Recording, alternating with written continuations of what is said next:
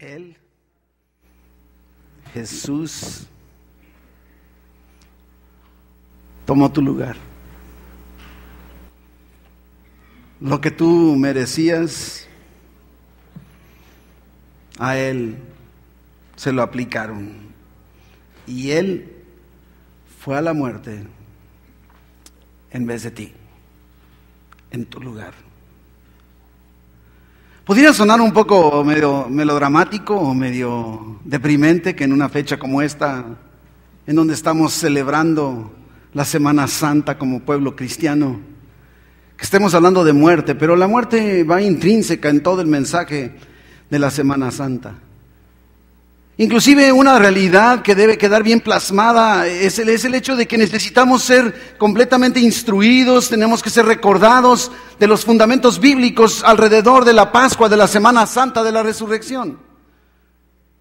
Una de las grandes realidades que tenemos que reconocer, por ejemplo, tiene que ver con el hecho de que la Semana Santa, si usted se ha fijado, creo que se ha dado cuenta, no siempre cae el mismo día del año, no siempre cae en 27 de marzo de cada año.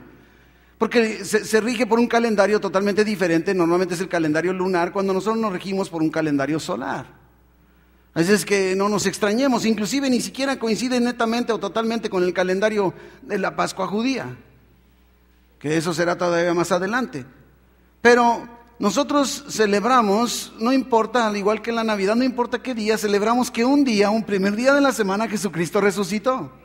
Y eso le da la centralidad de la Semana Santa. La resurrección, la celebración de la resurrección es el evento más importante en nuestro calendario cristiano. Detrás de la resurrección está todo el fundamento de nuestra fe cristiana, y si Cristo no hubiese resucitado, vana es nuestra fe. Lo dice precisamente el apóstol Pablo en 1 Corintios 15. Esta es una realidad con la cual tú y yo tenemos que vivir continuamente. Pero todo tiene su origen en la Pascua judía. Es que vamos metiéndonos brevemente o rápidamente a analizar ciertos aspectos de la Pascua judía. Porque la Pascua en sí, la Pascua judía ocupa un lugar preponderante, un lugar de importancia en las Escrituras, en la Biblia. El problema, ¿sabes cuál ha sido, mi hermano? Que el significado verdadero de la Pascua se ha distorsionado, se ha enchuecado, se ha desvirtuado de la realidad. ¿Qué tiene que ver un conejo y unos huevos de chocolate con la Pascua? Es la pregunta que habría que hacernos. ¿Qué tiene que ver un conejo con un cordero? ¿Qué tiene que ver el chocolate con la sangre? Nada, nada. El conejo es un intruso y el chocolate es una distorsión. Ahora mira, no me malentiendas, mi hermano. Si tú quieres ir al día de hoy y tomarte todos los huevitos de chocolate que se te antojen, hazlo. No es pecado, bueno, a menos que se haga gula. Pero no tiene nada que ver. Si tú quieres celebrar pintando huevitos de Pascua, hazlo. Pero no te olvides que lo que en realidad estamos celebrando es que Cristo resucitó de entre los muertos. Ese es el motivo verdadero de la resurrección.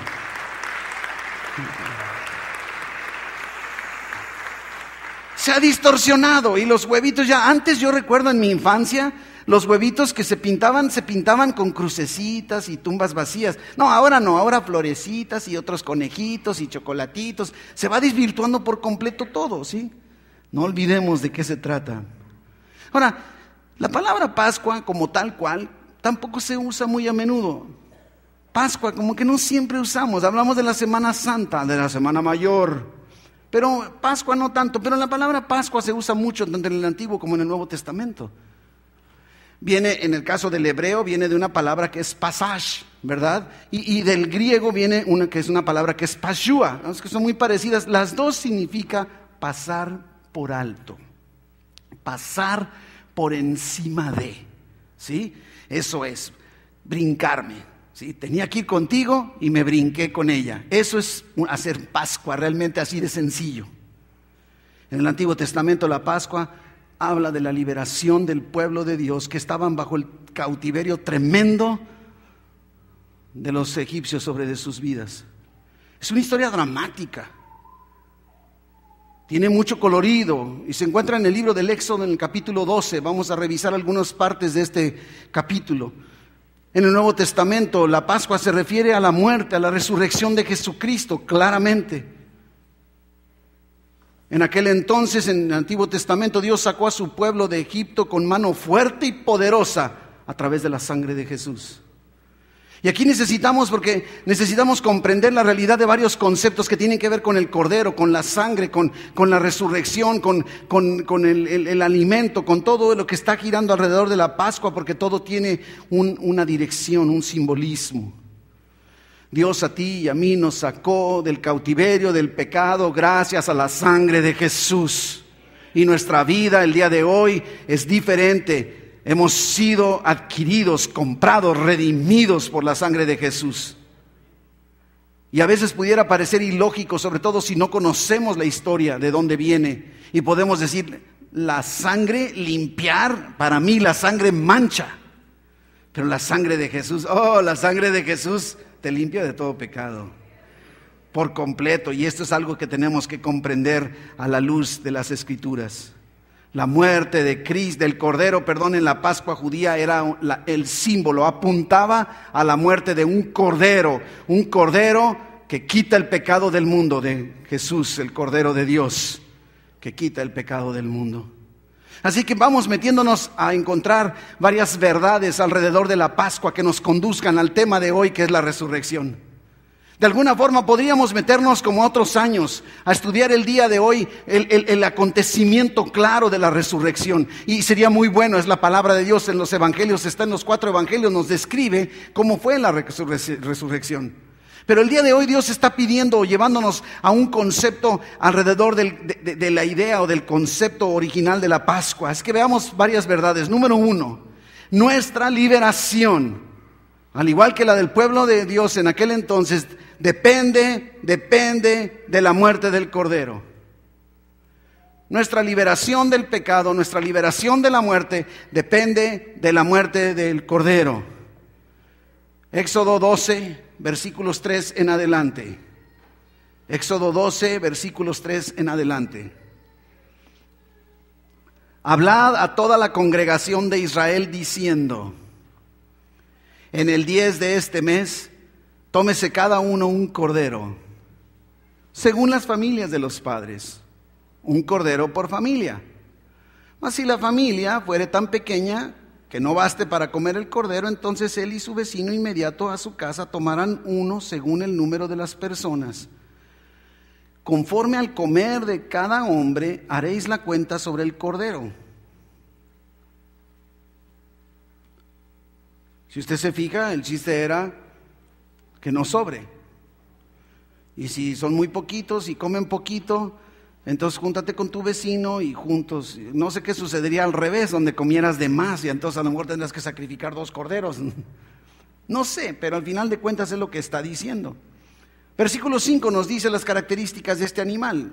Será sin defecto, macho de 1 año. Lo tomaréis de las ovejas o de las cabras. Y aquí empezamos a encontrar claves. Habla de cordero, habla sin defecto. ¿Se acuerda qué dice el apóstol Pedro en su primera carta, capítulo 1? Cordero sin mancha y sin contaminación, sin defecto, perfecto.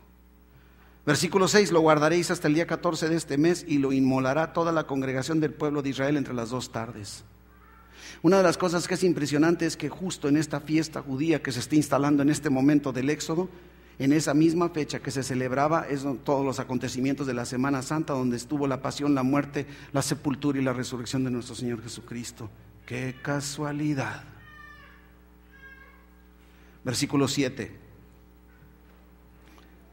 Y tomarán de la sangre y la pondrán en los 2 postes y en el dintel de las casas en que lo han de comer. Ahora debían tomar la sangre del cordero que sacrificaron y ponerlo en los postes y en el dintel de la puerta. Las casas en aquel entonces no eran como muchas de nosotros, en donde a veces teníamos una puerta por la cocina, una puerta principal, una puerta por atrás y otra por la cochera y otra por el túnel y otra por la de emergencia y otra por la escondito y el pasadizo. No sé, era una sola puerta. Entonces en esa puerta había que manchar con sangre los postes y el dintel de la puerta, ¿verdad? Es lo que está diciendo. Versículo 12. Pues yo pasaré aquella noche por la tierra de Egipto y heriré a todo primogénito en la tierra de Egipto, así de los hombres como de las bestias, y ejecutaré mis juicios en todos los dioses de Egipto, yo Jehová. Y la sangre os será por señal en las casas donde vosotros estéis. Y veré la sangre y pasaré de vosotros. Haré Pascua. ¿Se fija? Pasaré, me los brincaré, pasar por alto. Y no habrá en vosotros plaga de mortandad cuando hiera a la tierra de Egipto. El ángel del Señor pasaría esa noche y al ver la sangre en la puerta de esos hogares, pasaría por alto esa casa y no heriría de muerte a ningún primogénito. En pocas palabras, como le digo, el ángel haría Pascua, pasaría por alto, pasaría por encima de esa casa. La sangre era lo que lo estaba haciendo. Todos los primogénitos entonces morirían esa noche, excepto aquellos que estaban bajo el abrigo de la sangre del Cordero. No fue la vida del Cordero lo que sirvió, sino su muerte. Fue la muerte del Cordero lo que trajo liberación a los hebreos. La muerte del Cordero. Podemos ir entendiendo cuando nos preguntemos por qué Cristo tenía que morir. El Cordero de Dios que quita el pecado del mundo, tenía que haber muerte de un Cordero. Nosotros también somos librados de la muerte por la muerte de Cristo. Cristo murió nuestra muerte, murió en nuestro lugar. Cristo es nuestro Cordero Pascual. Él murió en nuestro lugar. No solo se necesita la muerte de un Cordero, número 2, ¿verdad? Número 2, para ser librados de la muerte o del pecado, debemos estar bajo el abrigo, bajo la cobertura de la sangre. Mi hermano, podemos matar al Cordero. Pudo Cristo haber sido sacrificado, pero sin su sangre no se completa la obra. No bastaba con solo sacrificar el corderito y ya quemarlo. Era, toma la sangre del Cordero. Versículo 22, Éxodo 12, 22. Dice, y tomad un manojo. ¿Sabe qué me gusta de Dios? Que para que no nos quede duda, a veces podemos decir, bueno, ¿y cómo le hago? A ver, mato al borreguito y le sale sangre, ¿y luego qué hago? Pues agarra un trapo y mancha la puerta. Es lo que está diciendo. Tomad un manojo de hisopo y mojadlo en la sangre que estará en un lebrillo. Fíjese tanto detalle. En un lebrillo, en un recipiente. Y untad el dintel y los 2 postes con la sangre que estará en el lebrillo, ninguna otra. Y ninguno de vosotros salga de las puertas de su casa hasta la mañana. Mientras estemos bajo la cobertura de nuestra fe puesta en la sangre de Jesús, estamos protegidos, al igual que el pueblo de Dios. Versículo 23, porque Jehová pasará hiriendo a los egipcios, y cuando vean la sangre en el dintel y en los 2 postes, pasará Jehová aquella puerta, hará Pascua, y no dejará entrar al heridor en vuestras casas para herir. La liberación de la muerte depende no solamente de la muerte del Cordero, sino también de la sangre esparcida en la puerta. Tenemos que comprender esta realidad. O sea, si una familia hubiera dicho, pues es que ya matamos al corderito y ya lo hicimos barbacoa, no era suficiente, se quedaban a la mitad. Había que tomar también la muerte y la sangre. Van de la mano, van juntos para lograr el efecto de lo que Dios quiere lograr en nuestra vida. Necesitamos estar, tú y yo, el día de hoy, bajo la sangre del Cordero de Jesús para ser salvos. Para ser salvos. Fíjese que ahí en Hebreos capítulo 9 nos dice precisamente que sin remisión de sangre, sin derramamiento de sangre no se hace remisión de pecados. No hay perdón de pecados si no hay derramamiento de sangre. Y esto tenemos que entender. Si tú estás aquí en esta tarde, aunque seas una persona buena, misericordiosa, dadivosa, que no le haces mal a nadie, si tú no te has puesto bajo la cobertura por fe, no quiere decir que te vas a embarrar de sangre. Quiere decir que si tú dices, yo vengo a ti reconociendo, Jesús, que moriste por mí, derramaste tu sangre por mí, entonces Dios aplica la Pascua sobre tu vida, sobre tu corazón, y las consecuencias de tu pecado pasan por alto gracias a la sangre de Jesús, si tan solo tú decides creerlo y aceptarlo. Esa es la realidad del Evangelio. Ese es el mensaje. Ellos, inclusive los judíos, a partir de ahí tuvieron que estar sacrificando y sacrificando y sacrificando un cordero cada vez y cada vez y cada vez, continuamente no paraba. Tenían que estarlo haciendo. Ahí precisamente en Hebreos 9:9 nos dice que todo es símbolo para el tiempo presente. Todo aquello apuntaba a lo que hoy es. Y por eso es que no es que tengamos que derramar sangre, no es que tengamos que agarrar un borreguito de verdad y sacrificarlo, no es que tenemos que batirnos de sangre, ya no. Todo eso era símbolo, ¿sí? Dice, según el cual se presentan ofrendas y sacrificios que no pueden hacer perfecto en cuanto a la conciencia al que practica ese culto. Pues ya que solo consiste de comidas y bebidas, de diversas abluciones y ordenanzas acerca de la carne impuestas hasta el tiempo de reformar las cosas. Pero estando presente ya Cristo, sumo sacerdote de los bienes venideros, por el más amplio y más perfecto tabernáculo no hecho de manos, es decir, no de esta creación. Y mire lo que dice, y no por la sangre de machos cabríos ni de becerros, sino por su propia sangre. Entró una vez para siempre. Una sola vez, ya lo hizo. Por eso pudo decir en la cruz, consumado es. No se requiere más sacrificio. No se requiere más sacrificio. No es la sangre de un cordero lo que nos puede purificar del pecado. Es la sangre del cordero sin mancha, sin contaminación. La sangre de Cristo, el cordero de Dios que quita el pecado del mundo. Esto es una realidad y por él somos redimidos, comprados, purificados, justificados. Verdad número 3. No solo la muerte, no solo la sangre, sino los que somos liberados necesitamos ser alimentados del Cordero. Fíjese que no solo le dijeron mata, no solo le dijo toma la sangre, sino que ahora coman y no dejen nada. En aquel entonces ellos no sabían, pero el pueblo de Dios necesitaba ser alimentado para la trayectoria, el gran éxodo, el gran viaje que les amenazaba o les esperaba al día siguiente. Comiendo la carne del cordero, estaban siendo fortalecidos.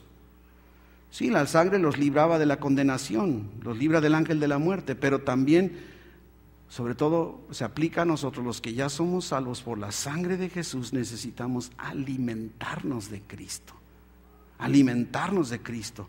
Por eso podemos entonces comprender por qué Jesucristo en los evangelios, no sé, yo llegué a preguntarme, Cristo, ¿por qué los confundes? O sea, ¿cómo decir que el que no me come y aunque no se come mi carne? O sea, es una confusión. ¿Por qué lo dices? Para ellos no era tan confuso, es confuso para ti, para mí, porque nosotros no hemos vivido bajo los rituales judíos, pero ellos era su diario vivir. Ellos tenían que comer el cordero en la Pascua. Y Cristo es lo que les está diciendo, yo soy el cordero pascual. Entonces está hablando lógicamente de algo espiritual. Cristo es el pan vivo que descendió del cielo. Lo dice él mismo en Juan 6, cuando está hablando con con todos los seguidores, no nada más los discípulos. 6:32 dice que Jesús les dijo, de cierto os digo, no fue Moisés el que les dio el pan del cielo, sino mi Padre es el que les da el verdadero pan. Porque el pan de Dios es aquel que descendió del cielo y mire lo que hace, da vida al mundo. Mi hermano, aquí empezamos a ligar muerte, sangre, liberación con vida. Necesitamos comprender esto porque es la conexión con la resurrección. El que a mí viene, dice Jesús, yo soy el pan de vida y el que a mí viene nunca tendrá hambre. No se refiere al hambre verdadera, física. Cristo es el alimento de nuestra alma. Cristo es. Todo esto es, como dice precisamente en Hebreos 8, que es figura y sombra de las cosas celestiales. Es para que nos demos una idea. Todo iba apuntando a la realidad del Cordero de Dios, símbolo y figura, sombra del sacrificio de Cristo, el Cordero de Dios, que nos libra a través de su sacrificio de la muerte eterna. En nuestros días, en nuestra fe cristiana, la Pascua está siendo sustituida por la cena del Señor, por la Santa Cena, por la comunión. El pan, lo decimos una y otra vez, simboliza el cuerpo de Cristo. El jugo de la uva nos recuerda a su sangre. Y el acto mismo de la comunión nos hace reflexionar sobre la realidad de que debemos alimentarnos del cuerpo y de la sangre de Jesús. Y no quiere decir que nos pongamos de vampiros.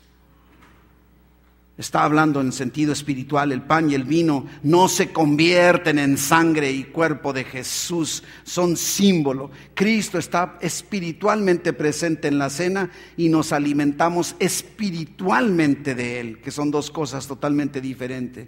Los cristianos tomamos el pan y el vino en memoria de Cristo. Por eso Cristo dijo: haced esto en memoria de mí, y nos dijo que lo hiciéramos todas las veces que fuera posible. Y por eso nosotros celebramos la comunión no solo en esta época del año, sino en todas las épocas del año. En todo el año lo estamos celebrando nosotros la comunión. Así es que necesitamos muerte del Cordero, sangre del Cordero y alimentarnos del Cordero.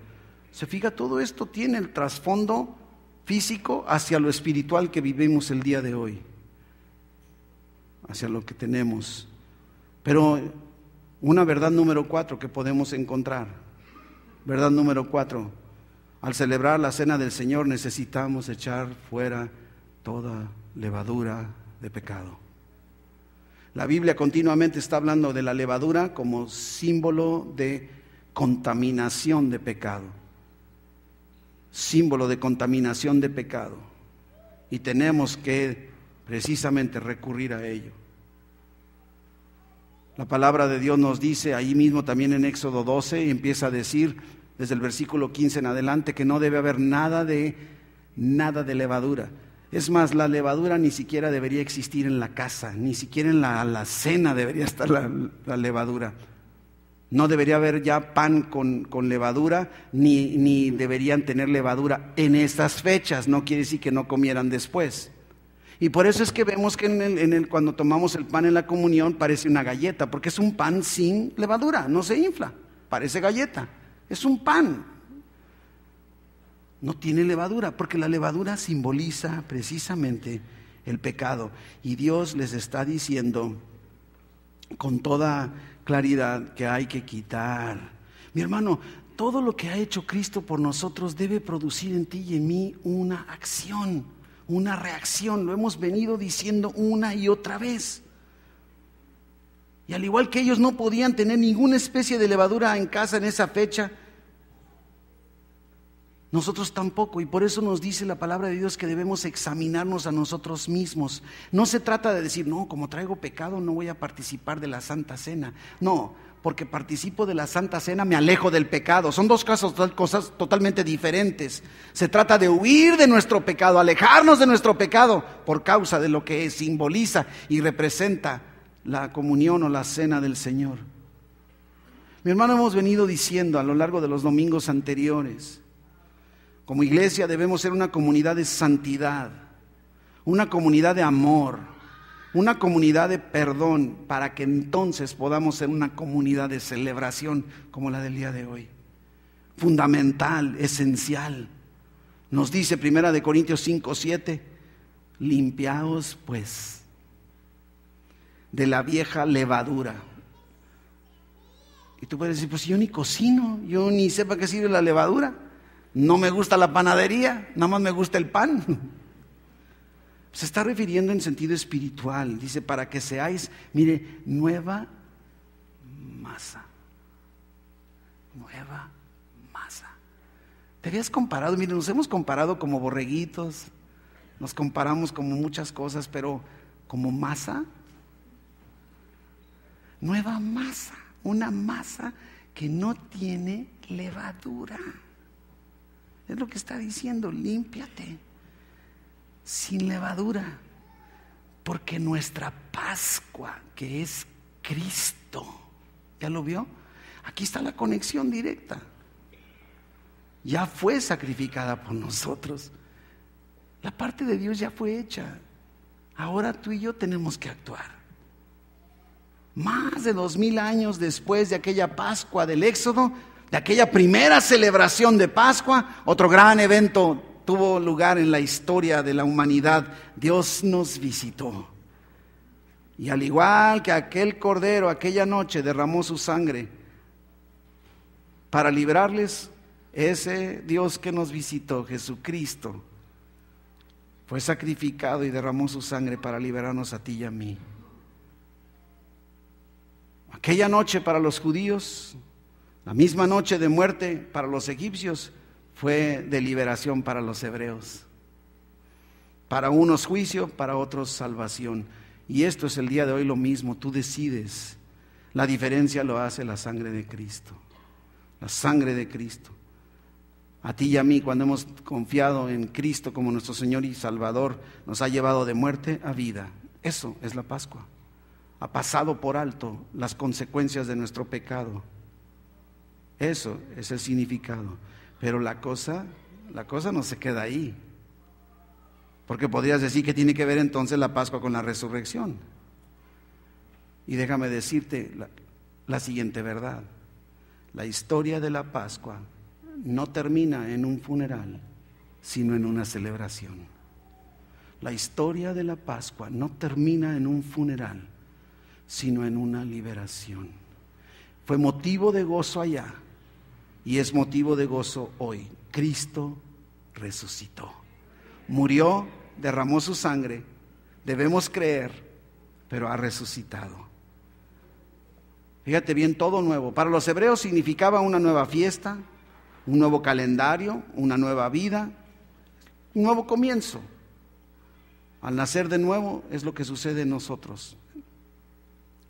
Y dice Corintios, 2 de Corintios 5, de modo que si alguno está en Cristo, nueva criatura es. Las cosas viejas pasaron, he aquí todas son hechas nuevas por completo. La Pascua señala un nuevo comienzo, un nuevo calendario, un nuevo compromiso, una nueva jornada, un nuevo destino. Pero si Cristo no hubiese resucitado, entonces quedaríamos inhabilitados, incapacitados para caminar, porque no estaremos siendo alimentados del pan de vida. No estaríamos siendo alimentados de Jesucristo, del poder de su resurrección en nosotros. Mire lo que dice 1 de Corintios 15, versículo 1. Además, os declaro, hermanos, el evangelio que os he predicado. Este es el mensaje del evangelio. A veces, ¿qué es el evangelio? Nomás lee 1 de Corintios 15. El cual también recibisteis, en el cual también perseveráis, por el cual asimismo, si retenéis la palabra que os he predicado, sois salvos, si no creísteis en vano. Y ahí está el mensaje del evangelio. Porque primeramente os he enseñado que lo que asimismo recibí, que Cristo murió por nuestros pecados conforme a las Escrituras, y que fue sepultado, y que resucitó al tercer día conforme a las Escrituras, y que apareció a Cefas y después a los 12, después apareció a más de 500 hermanos a la vez, de los cuales muchos viven aún y otros ya duermen. Después apareció Jacobo, después a todos los apóstoles y al último de todos, como a un abortivo, me apareció a mí. Ese es el verdadero evangelio. Muerte, sepultura, resurrección. Cristo está vivo. El cordero inmolado de la Pascua ha vuelto a la vida, ha resucitado y no se quedó ahí. No se quedó en la tumba. Y tenemos que comprender esta realidad. Y entonces vamos comprendiendo. Cristo, el Cordero de Dios que quita el pecado del mundo, entregó su vida. Y por eso dice, nadie me quita la vida, sino que yo la pongo. Él dio su vida. Él dio su cuerpo y murió. Al morir, su sangre fue derramada. Y esa sangre, en forma simbólica, precisamente fue pagando el precio de nuestro pecado. Ahí quedó pagado en la cruz. De tal manera que tú y yo tenemos que creer que Cristo murió por mí o por ti y que su sangre fue derramada para el perdón de tus pecados. Y necesitas llegar a este punto. ¿De qué te sirve creer en un Cristo resucitado si no has creído en un Cristo que murió por ti? En un Cristo que se entregó por ti, en un Cristo que derramó su sangre por ti, en un Cristo que a través de su sangre ahora tú puedes tener el perdón de pecados. Y entonces sí podrás celebrar la resurrección de Jesucristo. Y por eso es importante, si tú estás aquí en esta tarde y tú no has confiado, puesto tu fe, tu confianza en el sacrificio de Cristo a tu favor, creo que es tiempo de que lo hagas. Dios te está dando una oportunidad en donde puedas ponerte a cuentas con Él, en donde tú puedas decir, sabes que yo creo que Cristo murió por mí, que Él fue crucificado por mí, que su sangre fue derramada por mí. Es nada más creer y decir, yo decido creer. Y entonces viene Dios, toma esa fe tuya, esa decisión tuya, perdona tus pecados y te adopta como un hijo tuyo y suyo. Y entonces comienzas un nuevo calendario, una nueva vida. Y si tú quieres en este momento recibir a Jesús, que tú digas, yo quiero empezar por ahí, yo quiero creer en ese Jesús que entregó su vida para mí, que derramó su sangre por mí para el perdón de mis pecados, solo levanta tu mano, quiero orar contigo, que Dios te bendiga, que tú digas, yo quiero a Jesús en mi vida, y Dios te bendiga, Dios te bendiga, Dios te bendiga, que tú digas, yo quiero, Dios te bendiga. Es nada más que tú digas, yo quiero a Jesús en mi vida, quiero a Jesús en mi corazón, quiero cambiar, quiero el perdón de mis pecados, quiero la vida eterna. Si usted levantó su mano, ¿por qué no viene para acá? Venga, vamos a orar, solo para que oremos, venga, no tenga vergüenza. Si usted levantó su mano, venga, vamos a orar, solo vamos a orar, no le voy a pedir otra cosa. No tenga pena, no tenga vergüenza. Y si no levantó la mano pero quiere venir, venga también. Este es el momento, allá arriba, no sé. Esta es la oportunidad, esto es lo que debemos hacer, que sea una celebración completa, que podamos salir de aquí creyendo en un Cristo resucitado que murió por nosotros y que nos ha dado ahora el perdón y la vida eterna, que podemos tener la entrada al cielo, el perdón de nuestros pecados, la seguridad de que el día que muramos podremos llegar a la presencia de Dios, que podamos iniciar una caminata, un diario vivir con Dios en todo lo que nos reste en estos días. Es que le voy a invitar a que cierre sus ojos y vamos a platicar con Dios. Le invito a que repita conmigo en voz alta y dígale, Dios Todopoderoso, en esta tarde he escuchado el mensaje del Evangelio. Yo te creo, mi Dios. Jesús, te recibo como mi Señor, como mi Salvador. Gracias por el perdón de mis pecados, por la salvación que en Cristo ahora me das. Gracias porque ahora puedo caminar contigo. Bendito Dios, ayúdame de aquí en adelante a caminar en integridad, sabiendo que tú vas conmigo. En el nombre de Jesús. Amén. Amén, amén. Si gusta pasar, le van a dar una Biblia, que le den una Biblia para que empiece a leer. No le van a vender nada, no le van a hacer nada, no le van a cambiar de religión. Vaya para allá para que le den una Biblia con toda confianza.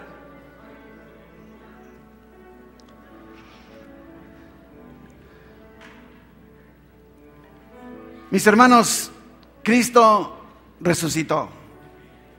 Cristo resucitó.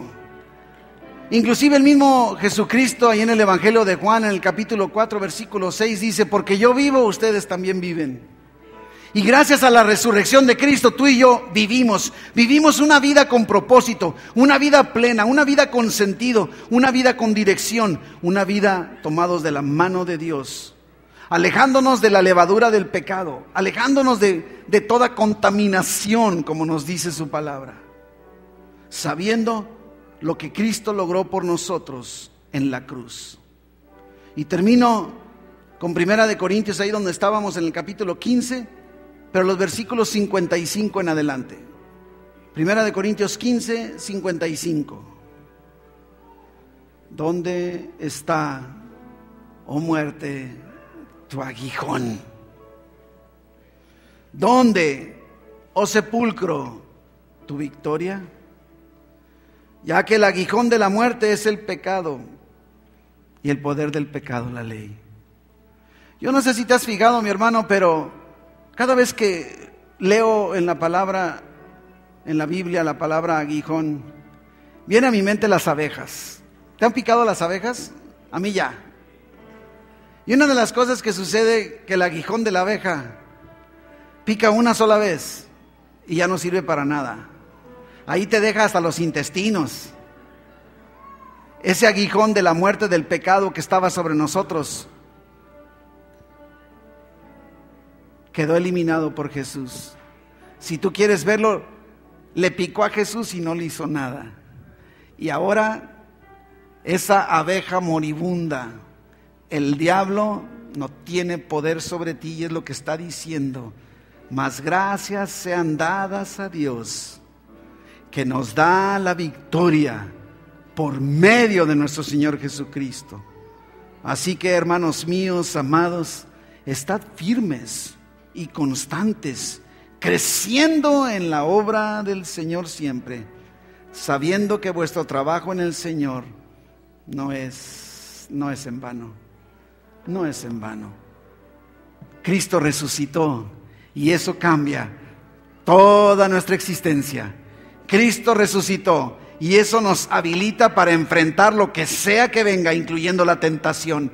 Cristo está vivo y eso debe marcar la diferencia notoria en cada uno de nosotros, en nuestro comportamiento, en nuestro hablar, en nuestro caminar completamente. Cristo vive. ¿Lo crees? Cristo vive. Dilo conmigo, Cristo vive. Y porque Él vive, dile, yo también vivo. Y vivo en su nombre. Oh Padre bendito, gracias. Gracias porque levantaste a Jesús de los muertos. Y ese mismo poder opera poderosamente ahora en nosotros. A ti la honra y la gloria te damos, Padre, en el nombre de Jesús. Amén.